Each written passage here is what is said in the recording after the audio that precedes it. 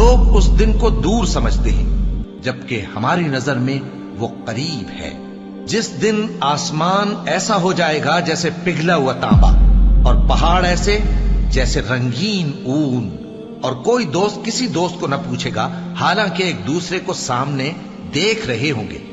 اس روز گناہگار چاہے گا کہ کسی طرح اس دن کے عذاب کے بدلے میں سب کچھ دے دے، یعنی اپنے بیٹے اور اپنی بیوی اور اپنے بھائی اور اپنا خاندان جس میں وہ رہتا تھا، اور جتنے آدمی زمین پر ہیں غرض سب کو دے ڈالے، پھر اپنے آپ کو عذاب سے چھڑا لے۔ لیکن ایسا ہرگز نہیں ہوگا۔ وہ بھڑکتی ہوئی آگ ہے، کھال ادھیڑ کر کلیجہ نکال لینے والی۔